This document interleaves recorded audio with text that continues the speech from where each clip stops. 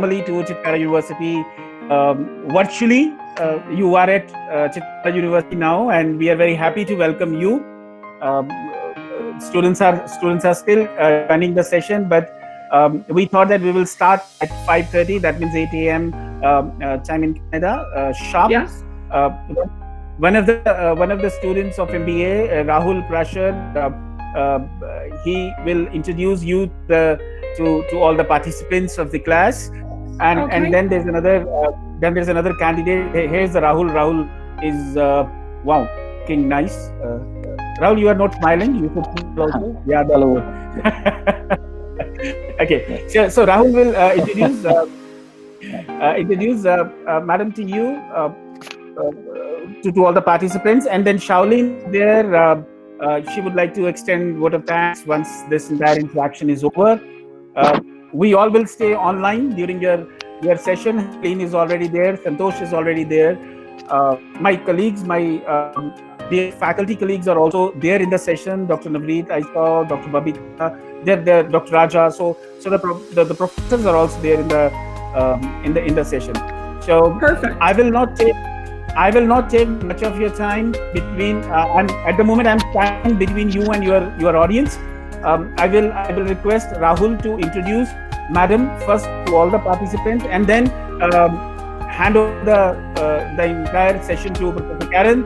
And we look forward to a stronger interaction. And I'm sure that you will enjoy your interaction with my students, ma'am.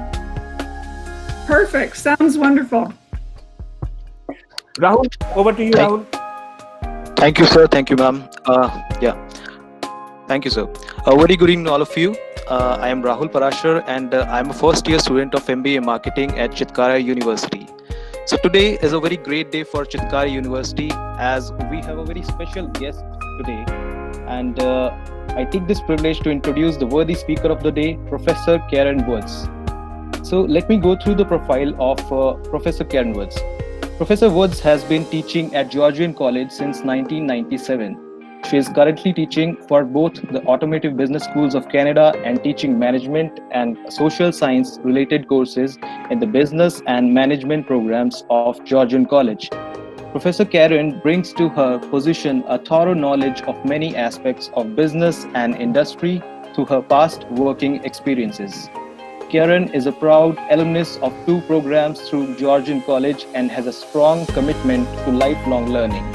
She has completed a BA in Social Sciences from Wilfrid Laurier, a BEd in Adult Education from Prof University, and has completed her Masters in Business Communications from the first fully online accredited MA program. Professor Karen's experience extends to other schools such as Brock University, and as a guest of Global Education Week at Chitkara University in India. So I would request ma'am to commence, please. Please, ma'am. Perfect. Thank you very much for your amazing introduction. Just before I get into my presentation, I just want you to know that Chitkara has a real special place in my heart. I've been to Global Education twice, and I love your school. I love the students. I love the people. So I'm really excited to present virtually this time around, and I'll start with my presentation. Let's make it a little bigger for you. Oops, just need to go to the start. All right, so that's a picture of Georgian College here in Canada. It's not as green as that right now because we keep having cold weather, but I thought I'd include a picture so you could see what our campus looks like. So I am really excited to be able to offer a bit of a workshop or a webinar on education, or not on education, I'm sorry, on communication, because it's my master's and it's something that I'm really interested in. I love the topic of communication just because there's so many different ways that we can make mistakes with communication. when we're trying to speak another language. I think you did a really great job, by the way, saying laurier, because that's a French word. And when you introduced me, I was wondering how you would do with laurier, and you did a great job. So it's interesting when you're starting to communicate with other people, whether it's verbally or non-verbally. And before we even get into the agenda for today, I want you to think about how life was before COVID-19 or the coronavirus. And I want you to think about how things have changed. And I know that we're in the middle of it all right now. Some things are different between Canada and India, but I want you to really think about how things have changed. So, for example, I left my office on March 13th. I left my office at Georgian College, left for the day, took a few things home because they said, oh, we might have a lockdown in the next little while. Little did I know that that Monday, I would not be allowed to go into the college. I haven't been allowed to go into the college since that day. So we didn't know that this was all going to happen. We didn't know that all our messages would now say, stay safe and healthy, or hope you're well, hope your family's well, hope isolation's well. So things have drastically changed, and I'm going to go through some of those changes and how things are going to change maybe for the future. So the agenda for today, I'm sure you already know what communication is, but a little bit of a refresher on what is communication, verbal and nonverbal. We're going to talk about interpersonal communication and some of the barriers that we have now. And I've got a couple examples I'll be using throughout that. Communication tools, we're going to talk about some of the advantages and disadvantages of going online or virtual types of communication. We'll talk about social media and technology, how everything has just blown up and changed since we started with COVID-19. So all of the topics that we're going to talk about will have different examples of communication. When I teach, typically what I do is a lot of interaction, and that's a way that we do things when we're here in Canada. We do a lot of, here's an example, here's what I want you to think about. Do you have an example? So typically I do interaction, but I'll be in the essence of being online today. What I'll do is I'll do the presentation, and then I'll end with questions and answers. So the first thing we're going to talk about is, what is communication? Why is it such a big deal? Well, let's think about it. Let's think about why communication is so important. So there's lots of reasons for that, and that's what I'm going to go through right now. So let's talk first about what is communication. So it's transferring or understanding a message between two or more people. So there's lots of ways that we can communicate and send messages. And I'm sure you're thinking of different ways that you communicate right now, whether you communicate, somebody sent me a message here. Oops. Oh no, did I lose my... Somebody's sending me a message. Ma'am, we cannot see the slides. Please share the screen. Oh, I'm so sorry. Yike. Let's do that.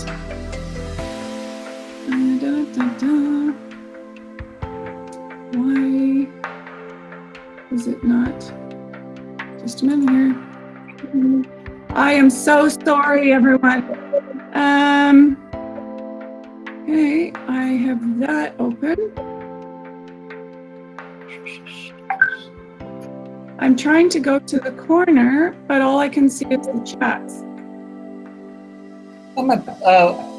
Please select the present now and share the entire screen. I don't see it. Oh, here it is. Okay, present now, entire screen, share.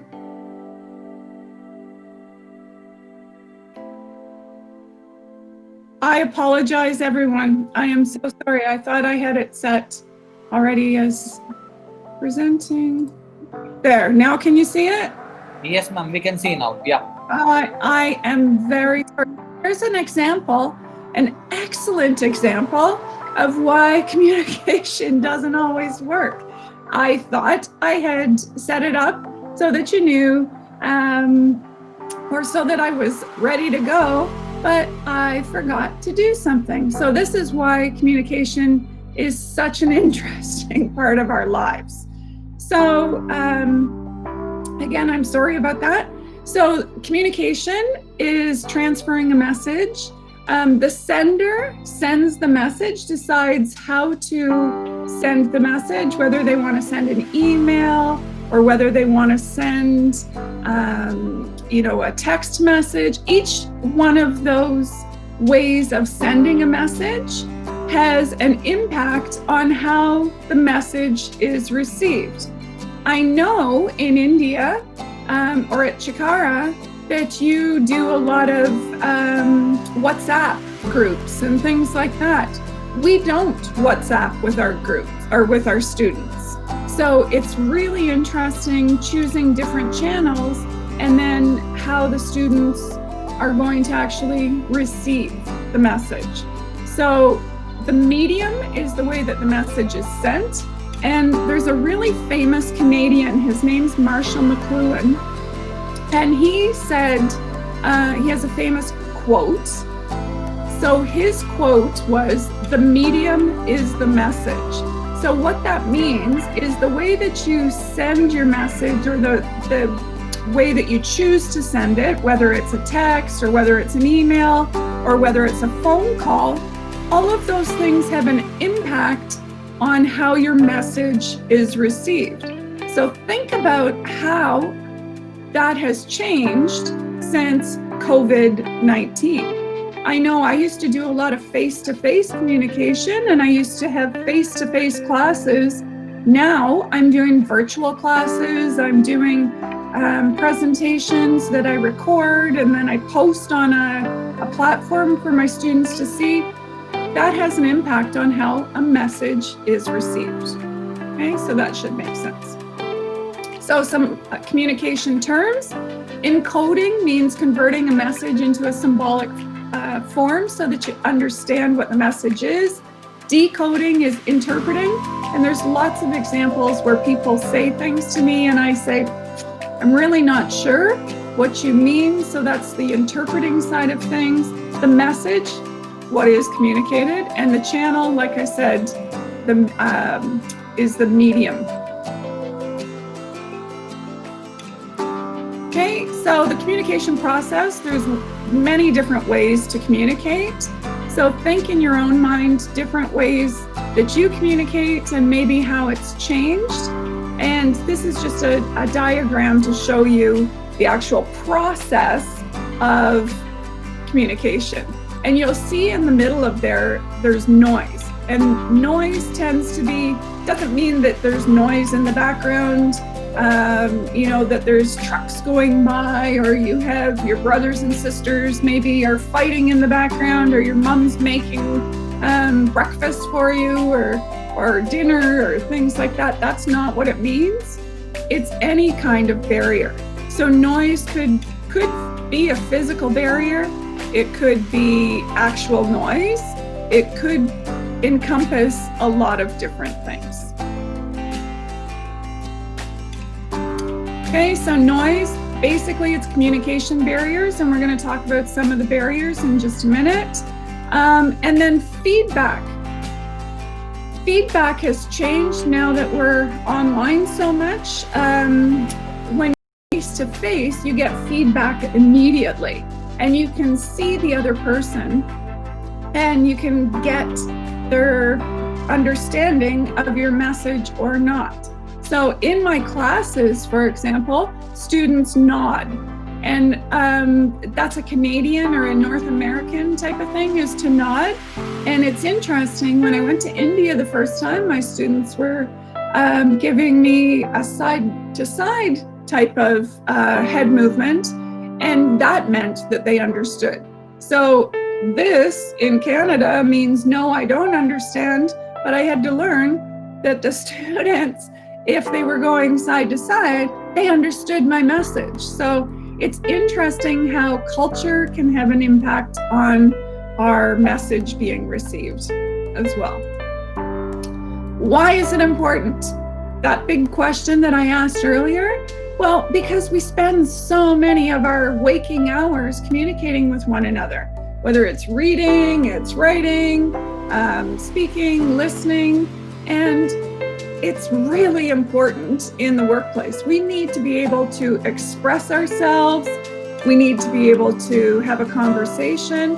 And here in Canada, as an example, employers, we have a lot of employer boards that provide guidance to our different program areas. So business, the Automotive Business School, and every one of those employers say that communication skills are one of the most important things to being successful in your career. And I firmly believe that. I think there's some other things too, but I really think that if you can communicate well, even if you're the most technologically advanced person, if you know how to do everything, that's really great. But if you don't communicate well while using the technology, it's really not going to help you in your career. So really important reasons for being a good communicator. So communication channels. This is where we start to sometimes have some problems with communication barriers. You saw me have a barrier earlier. I thought I had put the PowerPoints up on the slide, but I didn't. So communication channels, we have formal channels and informal channels. So formal kinds of things are things that follow the authority of an organization. So when our president of our college, our president and CEO, sends out a message, she doesn't call me up or send me a text and say, "Hey Karen, what's up?" That would be ridiculous for a president of a university or a college to communicate that way.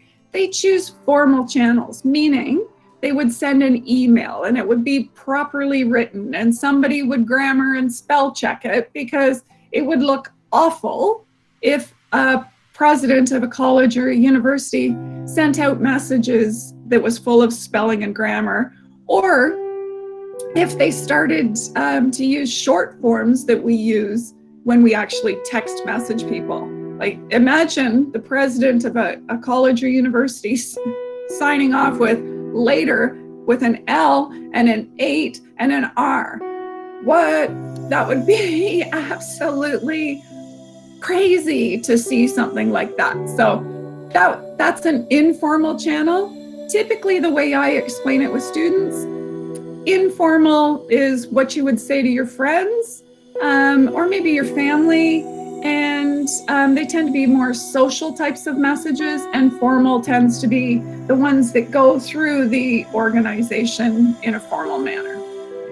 So I want you to think about your own preferred way to communicate and how some people may have a way that may not work for you. So there's all kinds of examples there. Some communication channels are much better than others at getting the message across, or getting the message across to a number of people. So I'll give you an example. So my husband is a manager in his organization, and they typically are in meeting after meeting after meeting, face-to-face type of meetings. So communication channels, now they are doing online communication. Now they're doing voice channels, or they're doing phone conversations. Well, it's much different. You don't get as much richness or as much feedback when you actually are changing your communication channels. So some of these ways that people are now communicating are not working for some people. And think of a way, this is another way to look at it. Age sometimes has an impact on the way we communicate. So when you're communicating with your grandparents, maybe you don't Skype with them. Maybe you have to call them, or maybe you have to go stand in the driveway, or maybe they live with you. But there's different ways we're going to communicate with people. And some people have preferences. It's based on your personalities and all kinds of things. But we all have our preferred method of communication. So having to go online now all of a sudden is not working for everyone. I work with a lot of people that we have conversations about these types of channels, and some people are just really struggling with having to go online versus being in a classroom, because they feed off that energy of the students. I know typically I really like to see the students. Are they getting it? Are they falling asleep in my class? I like to have that interaction, and it's really important to me to interact. All right. So nonverbal communication. This is really interesting. Some people would say, oh, I know everything about nonverbal communication. I'm not sure if anybody ever knows everything about nonverbal communication, but it's going to really have an impact on what we're doing in organizations. So nonverbal communication, things like gestures, facial expressions, eye contact. I'm going to give you an example right now. So in Canada, some of the stores, if you go to a retail store, they're asking us to wear a mask. So I'm going to just hold up a mask that one of my friends made for me. And I want you to think about, can you tell, am I smiling? Am I making a face at you? What can you tell once I put a mask on? So here's me with a mask.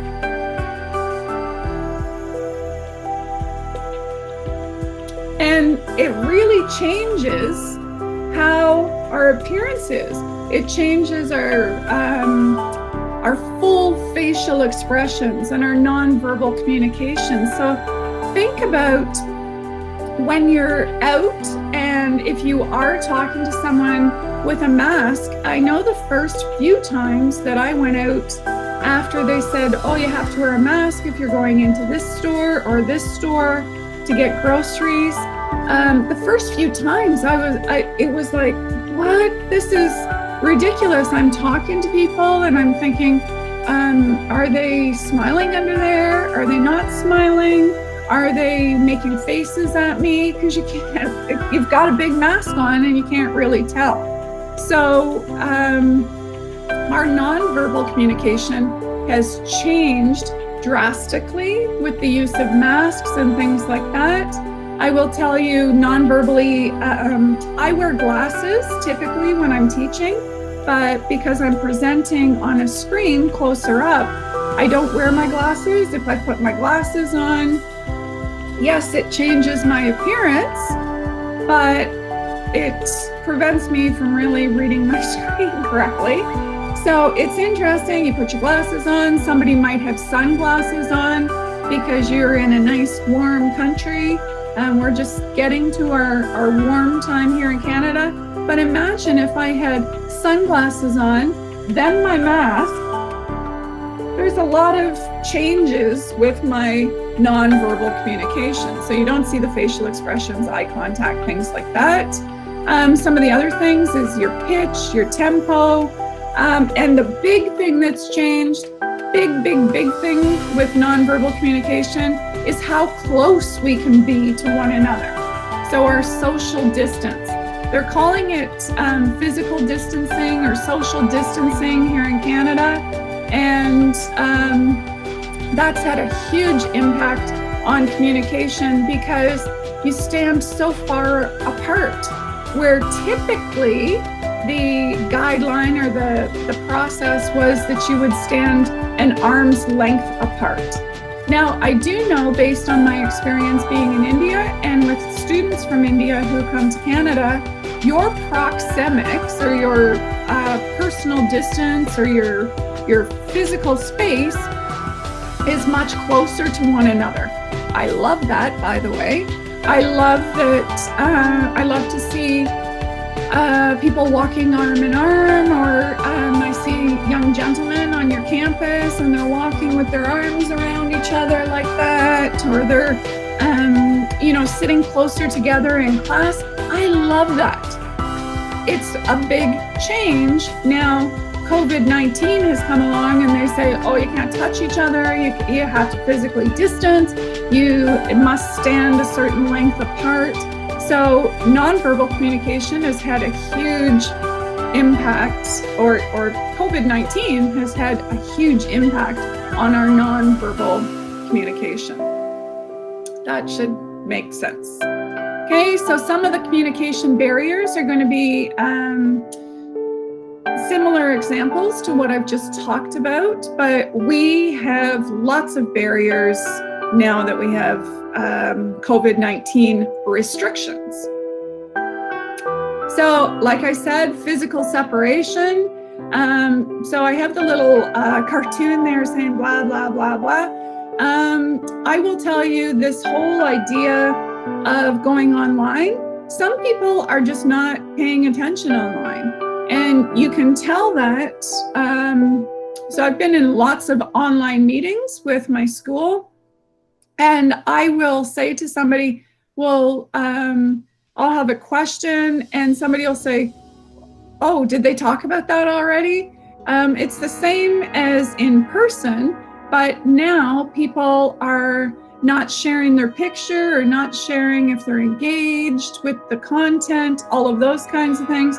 So some of these have changed big time during COVID-19. So the physical separation is the biggest one. Status differences, we have biases and stereotypes. Those are barriers that we have. Information overload. I will tell you, based on my experience, when they first said, guess what, Georgian College, we're going online for the last few weeks of the semester or our term. When that happened, I already was teaching online, so I was okay. I still had a lot to learn, but our center, we have a center that helps teachers teach. They provided workshop after workshop after workshop, and it was information overload. It felt, think about when you're in class and you have a professor that has a lot of content that they have to go through, and it sounds like that, blah, blah, blah, blah. They may be a wonderful teacher, but they may have some content they have to get through, and it's just too much information. That's usually me and technology. Anytime people start having a big conversation about technology, I start to go, oh boy, it's a lot to take in. Emotion and mood has had an impact from COVID-19 because people are scared, people are nervous. All of those kinds of things are a barrier to communication. I know when I go out and buy groceries for my parents or for myself, I'm a little nervous. I'm a little nervous being in a grocery store, and that nervousness has an impact on how I communicate. It causes me to feel anxious and want to do things quickly. So that's pretty important.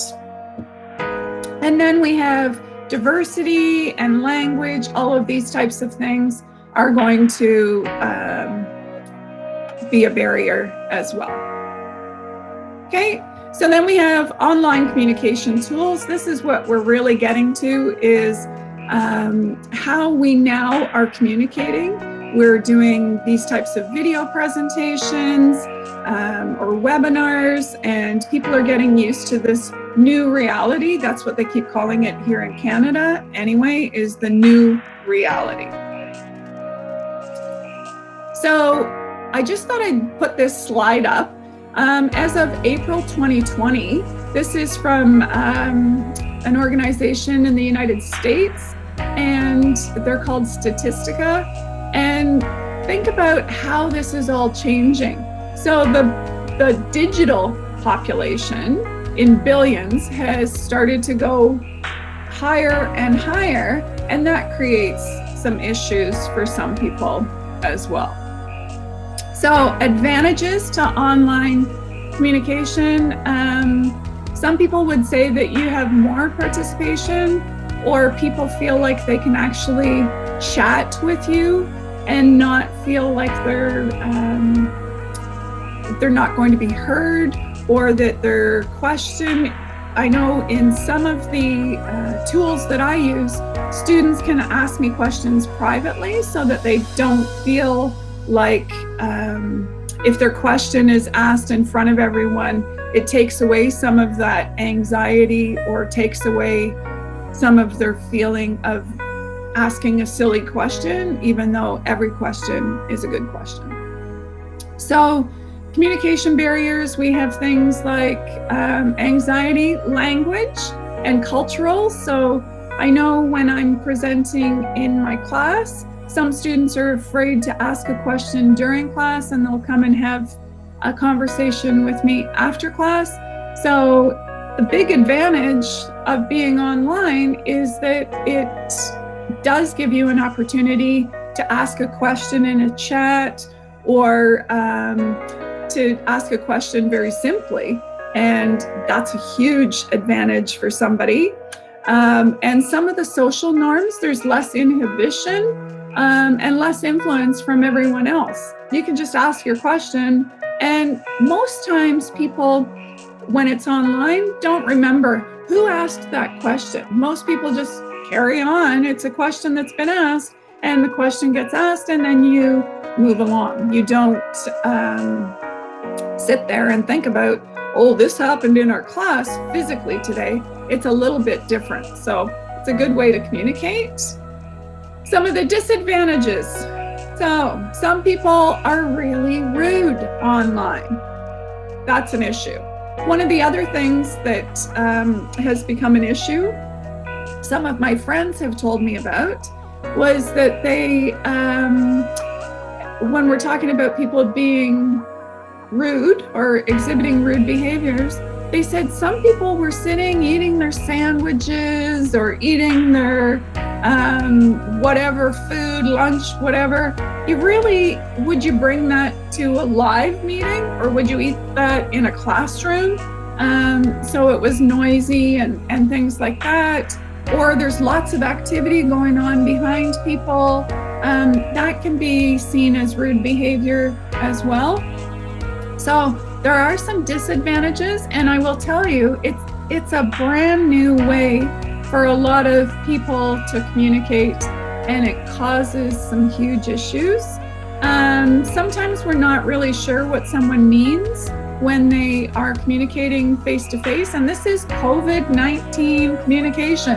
This is the new reality that we have, and it's really tough sometimes to understand what people are trying to say to us, or some people will even do things online so this trolling and flaming, these are terms with communication. And trolling, basically, it's when somebody posts a message to get a reaction from other people. And this is something that's happening in meetings. It's something that's happening in our regular communication, whether you're on, I'm sure some of you aren't on Facebook, but if you are on Facebook, some people post messages there just to get a big reaction or a conversation. And flaming is the same kind of thing, where people are trying to get a reaction. And here in Canada, there's a lot of trolling and flaming that relates to the President of the United States. And I'm not going to get into any of those kinds of things, but I will tell you, based on my experience, it's best if you are online communicating and people are either reply all in an email, or people are trying to get reactions. Stay out of it. If you can't say something nice, don't say it. That's what my mom used to always say. So be very careful what you post online.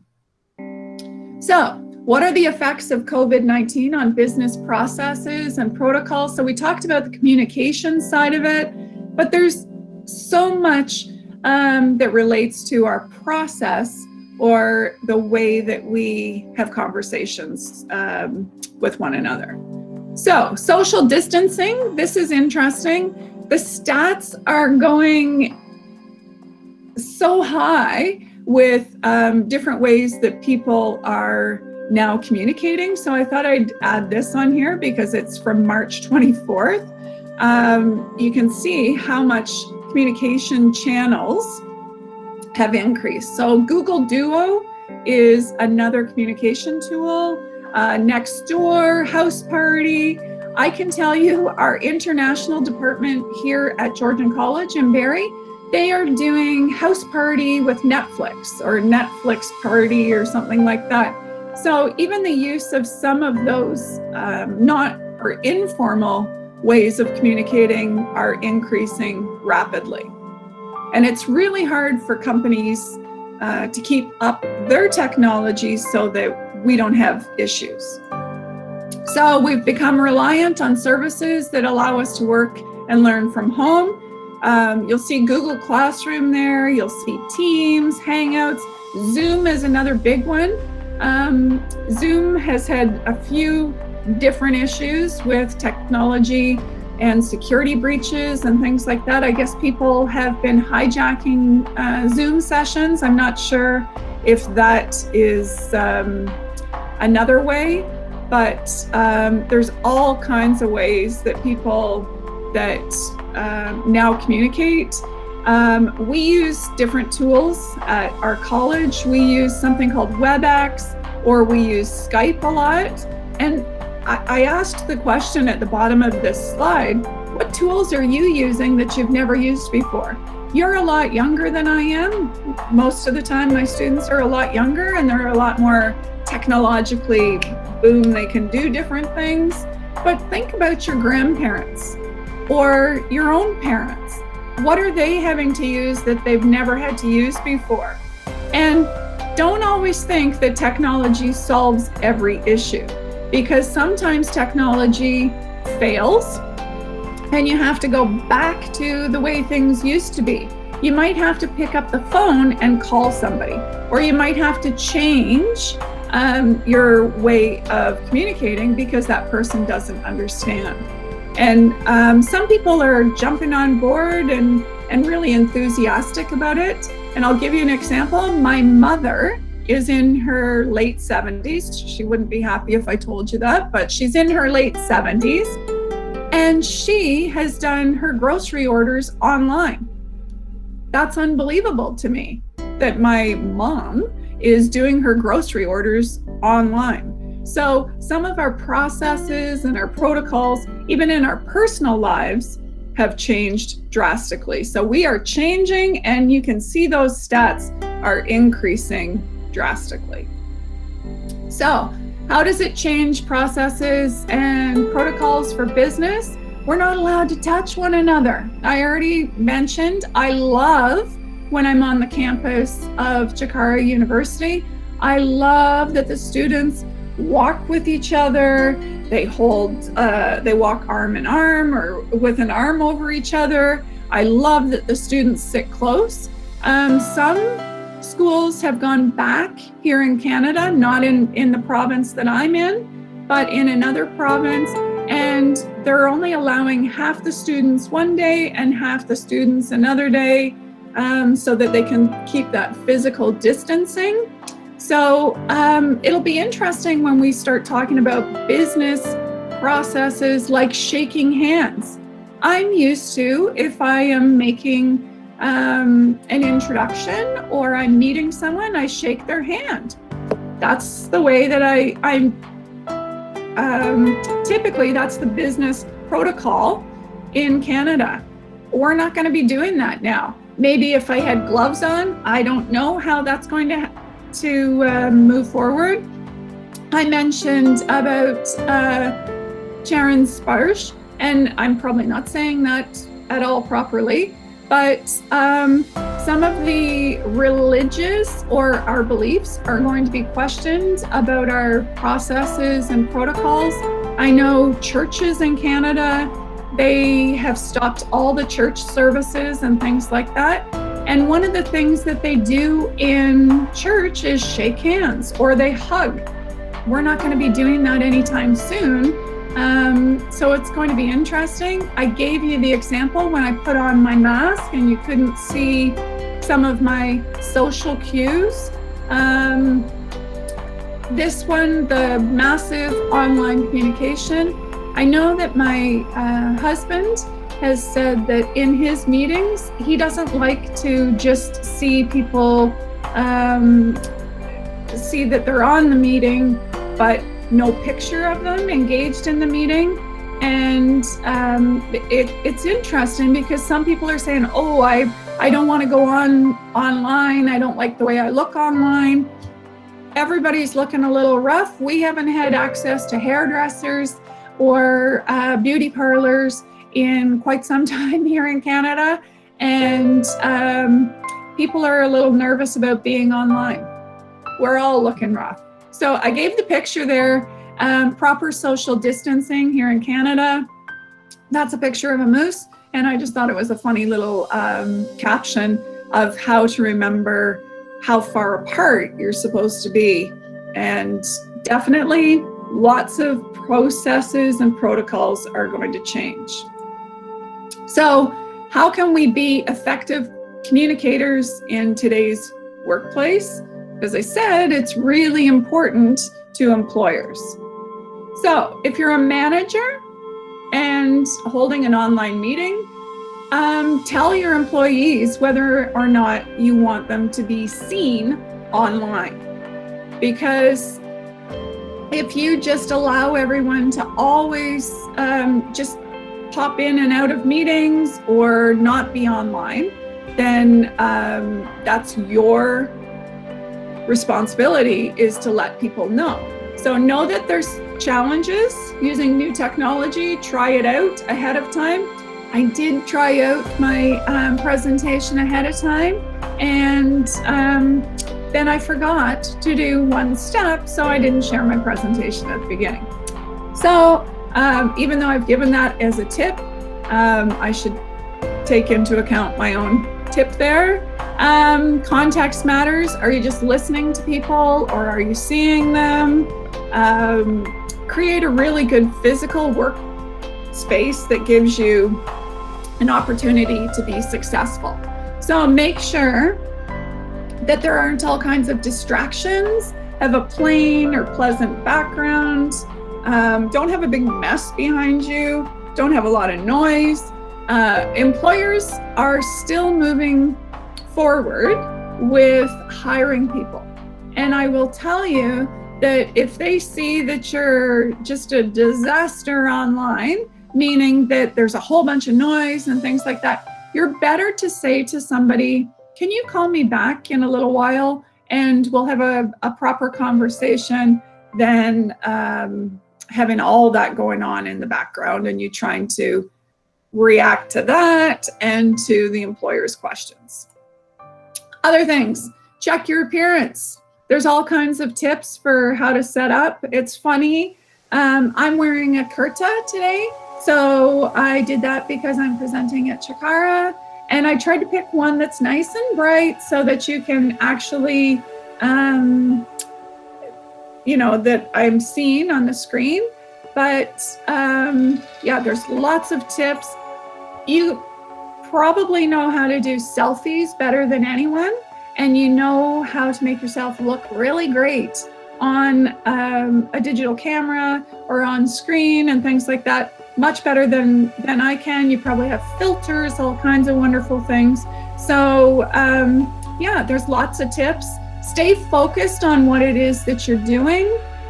Use nonverbal cues. I have been told by my students that I'm very demonstrative. I use my face a lot, and those are my nonverbal cues. If I was sitting here going, then you would know how I'm feeling about things. If someone's doing a recording, or you want to check ahead of time, have a look and see how you look during the presentation, and then you can reflect on your on-screen presence. So, thanks, Chitkara, for the opportunity. You can see I'm wearing the same, actually it's a kurti, not a kurta, because it's shorter. So there's some of my students from the last Global Week. And I just want to tell you a little something about that poster there where it says Georgian College United Chitkara. So everyone here in Canada is learning from home right now. So there's a lot of parents that are looking for activities for their kids to do. So I asked one of my friends to make this poster for me, and little Fen Mabley decided how he wanted to make the poster. So he was learning about flags. He was learning a bit about India. I told him all about my amazing experiences being part of Global Education Week. And little cutie decided to make a poster for me. And I just wanted to tell you the little story about that picture. And then those other pictures are me from Global Education Week. So, questions and answers. Let's have a discussion. So if there are questions, I'm going to go to I believe I'm going to go to the chat room. I'm going to, maybe should I stop sharing my screen? Probably. That's a good idea.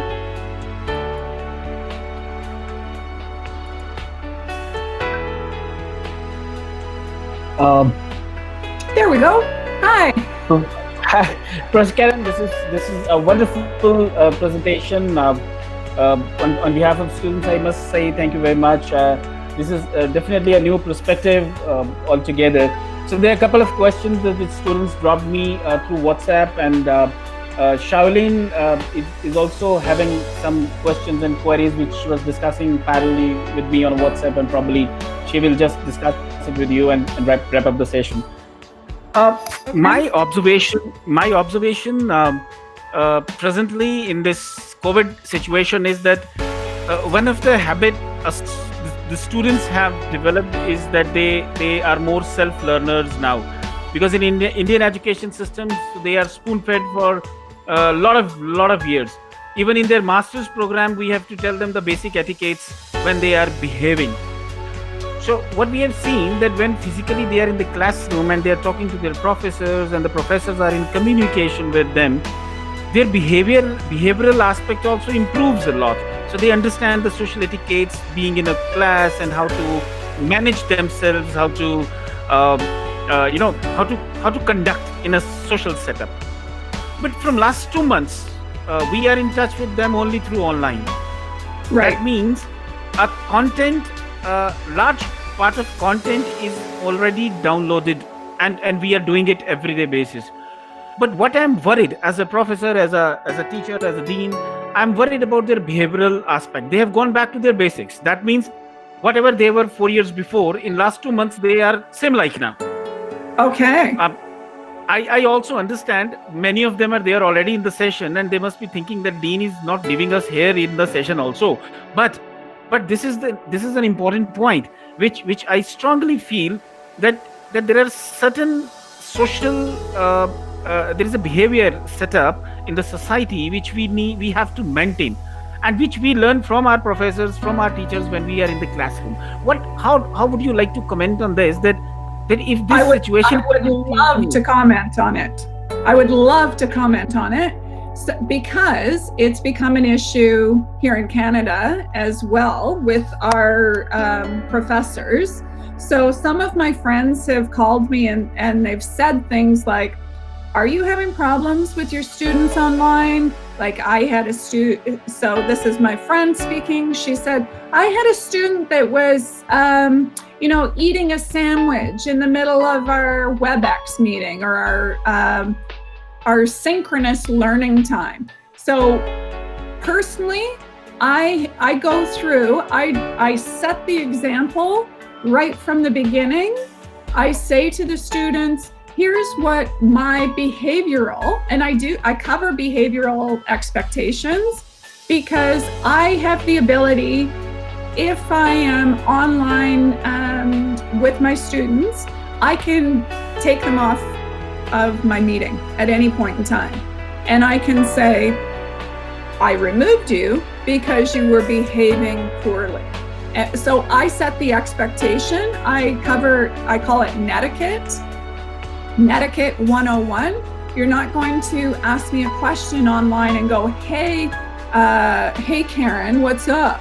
That's inappropriate. I'm not your friend. I'm a teacher. You need to understand when you are communicating with other people that your reputation starts as soon as you enter the doors of Georgian College or Chitkara University. And many of our students ask us to be a reference because they maybe haven't ever had a job. So they ask for us to be a reference. I am not going to be a reference for somebody if they didn't participate, they acted foolish online. I expect the same behaviors online that I expect in class. And we have a code of ethics or a code of conduct with students. So there should be, it should still be followed, even if it is online. So it's really important to continue those expectations and be really clear about them and let them know what the consequence is. Because it's so important. I think sometimes students don't understand why it's so important. And we're lucky at our college that we have business organizations that are part of our advisors, and they come in and they tell the students the same thing. Oh, that's true. That's true. Thank you. Thank you very much. I think I'm getting a couple messages from, it might be Harleen. I will see. Shaolin, you have to say something? Oh, no. Yeah. No, I thought I was getting a message from Harleen. I'm good. Shaolin, are you there? Yes, I'm here. So please continue. Yes. So a very good morning, ma'am. I am Good Shaolin. morning. Good Namaste. morning. Namaste. And I am a student of MBA. So Yes. today you gave a wonderful presentation on communication, and you told us that how important communication is for all of us in our normal days as well as these days of our lockdown. So because we are students and every day we have online classes and interact with our respective teachers. So it was an awesome interaction with you, ma'am. I would like to extend a special thanks on behalf of Chitkara University for spending your precious time with us. And we got a lot of learnings from you, from your enriched experience.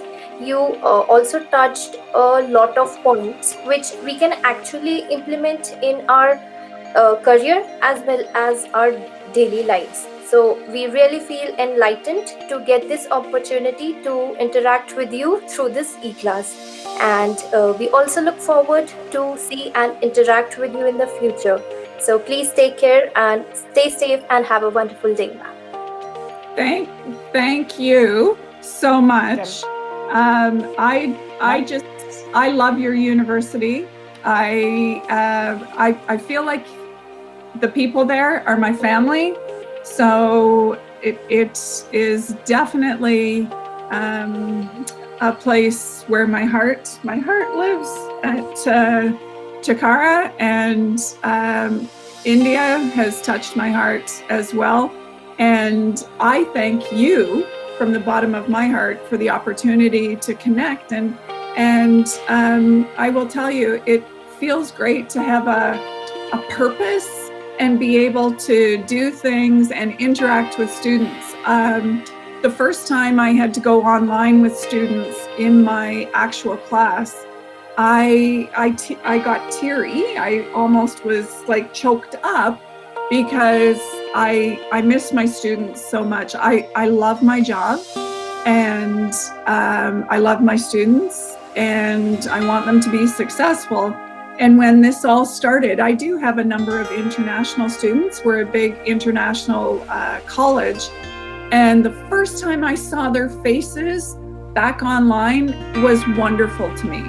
So this type of technology can be a really great thing to use, and it can be a way for us to keep in touch. There's just limitations, and that's what I hope I explained in my presentation. That's very nice, Professor. There's another student, Akash, is saying thank you very much, ma'am, for this wonderful session. And I know that these students are wonderful. And Dr. Devesh is my colleague. He's saying thanks, ma'am, for the amazing session. And this is really wonderful. Shantanu has a question. Dr. Dilpreet has also said thanks, ma'am. Shantanu is our student, and Shantanu wants to ask you something. Shantanu, are you online? Please ask. Yes, sir. Okay, please. Good Over morning, to ma'am. Shantanu. Good morning. I had a question that do you think that people behave differently in online sessions because there are no immediate consequences? So you mentioned that in your app, the one you use, you can remove students. But in most apps we use for our communication or our education, so there are no such, like the teachers don't have such abilities. So do you think that is one of the reasons, like there is no immediate consequence? No, I think the biggest thing that we have to do is remind students why they need to behave. So things like it's your reputation. If you want, because I teach in business and I teach in the Automotive Business School of Canada. So it's a business program relating to the automotive industry, and everyone knows everyone in the automotive industry.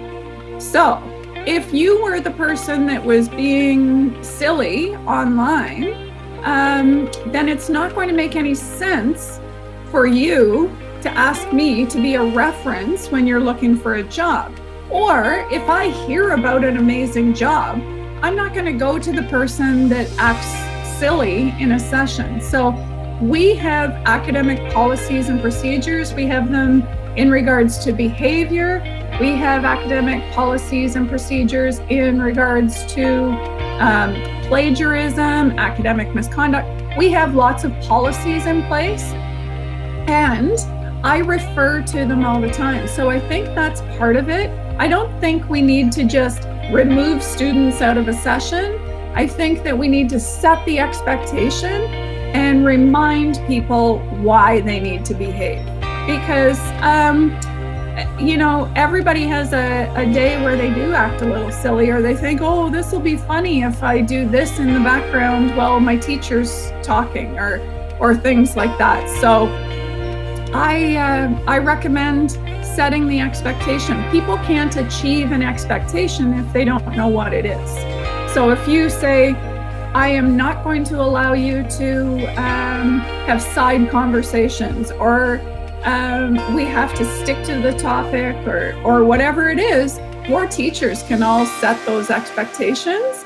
And, I've been teaching for a long time, so I don't tend to put up with a lot of nonsense. So if students are acting silly, I don't have time for it. But I probably would address it in the session by saying, this is inappropriate. Can you not do that? And then I would send the person a private message and have a conversation with them separately and say that their behavior is unacceptable. I would also tell them that they set an example for the rest of the students. Because if one person gets away with it, then everybody tends to think that that's okay, we can misbehave. So you don't want to have a lot of silly nonsense in the background of your online meeting with your students.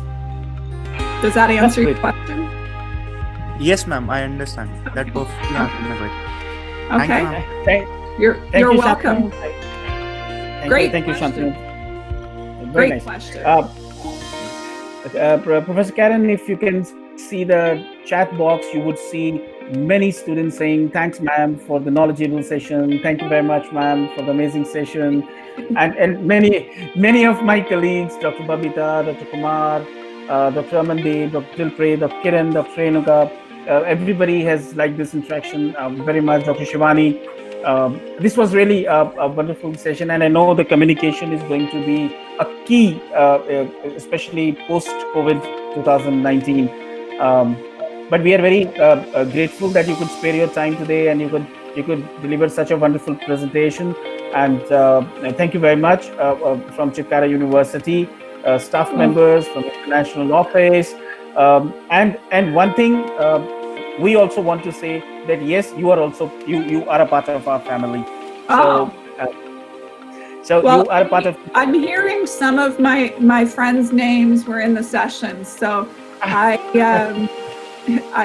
really, or my family, my Chitkara family, I absolutely, like I've said a number of times, I love your school. I love your Center for Happiness. I love so many things about your school and what you do. And your students have always been amazing every time I've been there. Thank you very much. Thank you very much, Professor. And some of the students, if they find some question in the mind later on, can they drop you an email? So absolutely. There are two, three questions. There are 2-3 students who are there asking me, sir, that we may have a question maybe after when we give it a little thought. Sure. So we will pass. Or even if they have questions, they can ask me questions about Georgian College. They can ask me questions about Canada. They can ask me anything they want. I'm a real open book, and I will help people as much as I can help them. Thank you very much. Thank you very much. So with this, we would like to say thank you once again, and we look forward to your continued support. And probably we will disturb you once again. Okay, so stay safe, and with this, we'd like to close the session. Okay. Thank you very much, Professor Karen, and thanks, Harleen, for organizing, and thank you very much. It's always a pleasure. Okay, thank you very much, Harleen, ma'am. Anything you want to say? Thank you, sir. Thank you so much, and thank you, Karen. It was an amazing session, and I believe this is the need for the hour, and communication is a very important element, which would enhance a lot of other elements in our lives. Thank you so much. Thank you all the students, and thank you, Sandeep, for this opportunity. Thank you so much. Thank you, everyone. Please stay safe, take care, keep smiling.